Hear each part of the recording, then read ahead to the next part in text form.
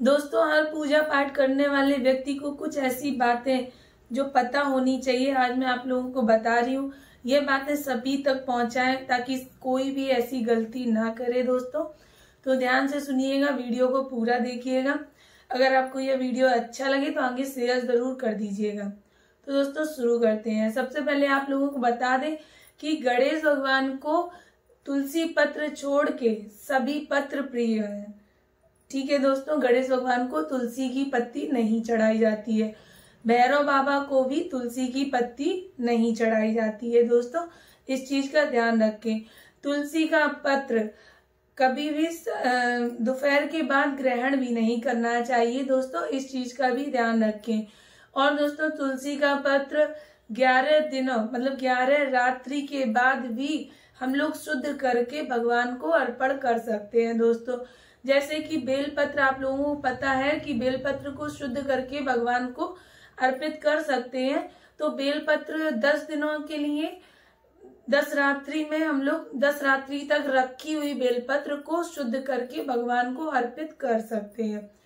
और बात करते हैं कमल के फूल की, तो कमल का फूल 5 रात्रि तक शुद्ध करके भगवान को समर्पित कर सकते हैं। दोस्तों, ठीक है, ये बात आप लोगों को समझ में आ गई। दोस्तों, और आपको लोगों को बताते हैं कि और क्या क्या ऐसी चीजें हैं जो हमें पूजा पाठ में गलती नहीं करनी चाहिए। दोस्तों, रविवार के दिन दुर्वा को नहीं तोड़ना चाहिए, इस चीज का ध्यान रखना। दोस्तों, और बता दें, बिना स्नान के तुलसी को नहीं तोड़ना चाहिए। अगर बिना स्नान किए अगर हम लोग तुलसी तोड़ते हैं तो वह तुलसी के पत्र को भगवान ग्रहण नहीं करते। दोस्तों, ठीक है दोस्तों, केतकी का फूल भगवान शंकर को नहीं चढ़ाया जाता। ये चीज मैं अपने कई वीडियो में बता चुकी हूँ। लेकिन केतकी का फूल कार्तिक मास में भगवान विष्णु की पूजा में जरूर शामिल करना चाहिए। इससे भगवान विष्णु का आशीर्वाद प्राप्त होता है। दोस्तों, और देवी देवताओं के सामने जो दीप प्रज्वलित किया जाता है उस दीप को कभी भी बुझाना नहीं चाहिए। जितना भी घी और तेल जो भी डालते हैं, जो अपने आप ही बंद हो जाए तब तक उसको जलने देना चाहिए। दोस्तों, इस चीज का ध्यान रखना चाहिए। और दोस्तों, आप लोगों को बता दें, शालीग्राम ज्यादातर सभी लोगों के घर पे होते हैं। शालीग्राम का आवाहन और विसर्जन नहीं होता है। अच्छा, जो मिट्टी की मूर्ति लाते हैं उनका आवाहन और विसर्जन होता है। मिट्टी की मूर्ति आती है, उसकी पूजा करने के बाद उसको शास्त्रीय विधि से उसका विसर्जन किया जाता है। दोस्तों, इस चीज का आप लोगों को पता होगा, फिर भी मैं आप लोगों को बता देती हूँ ताकि आप लोग इस संशय में ना रहें कि हमें क्या करना चाहिए। दोस्तों, जिस मूर्ति की प्राण प्रतिष्ठा होती है या स्थापित मूर्ति होती है उसका आवाहन और विसर्जन नहीं किया जाता है। तो आप लोगों को बता दें कि शास्त्रों में अगरबत्ती का उपयोग कहीं भी नहीं बताया गया है। अगरबत्ती बांस की बनी होती है और केमिकल की बनी होती है। इससे भगवान कभी भी प्रसन्न नहीं होते हैं। हमेशा शास्त्रों में धूप दीप का वर्णन किया गया है। तो धूप बत्ती ही भगवान के सामने जलानी चाहिए, ना कि अगरबत्ती। अगरबत्ती जलाना अपशगुन होता है।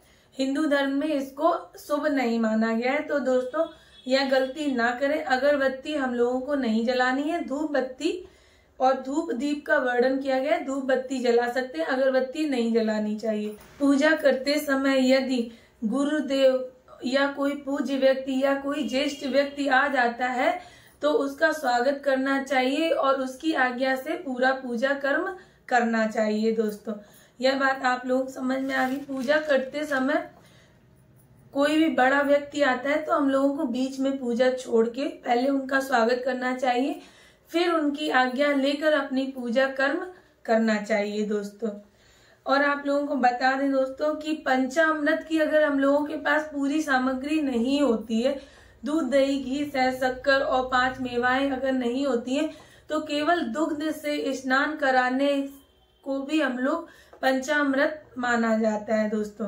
पंचामृत का आवाहन मतलब हो जाता है, उसका पुण्य मिलता है हम लोगों को। दोस्तों, इस शालीग्राम पर अक्षत नहीं चढ़ाए जाते हैं। दोस्तों, और अगर शालीग्राम पे अक्षत चढ़ाए जाते हैं तो लाल पीले रंग के अक्षत चढ़ा सकते हैं। लाल रंग में भिगो कर मतलब लाल अक्षत करके या पीले अक्षत करके ही शालीग्राम पे चढ़ाएं।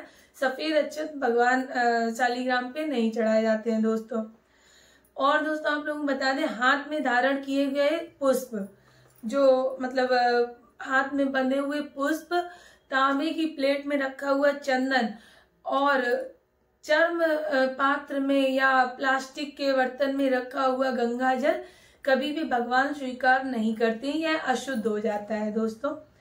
और आप लोगों को बता दें, पिघला हुआ घी और पतला चंदन भगवान को कभी भी नहीं चढ़ाना चाहिए दोस्तों।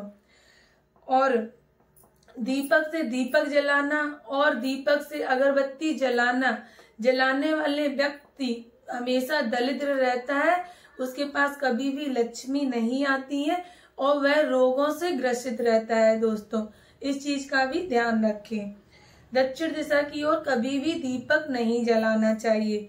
दीपक से अगरबत्ती जलाना अशुभ होता है, जो कि मैंने आपको बता चुकी हूँ। दीपक से अगरबत्ती कभी भी नहीं जलानी चाहिए। द्वादशी, संक्रांति और रविवार के दिन कभी भी तुलसी नहीं तोड़नी चाहिए, तुलसी की पत्तियां नहीं तोड़नी चाहिए।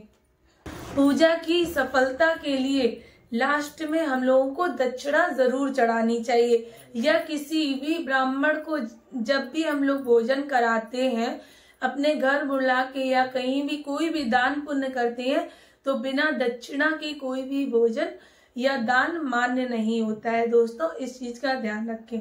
आशा करती हूँ यह जानकारी आप लोगों को अच्छी लगी होगी।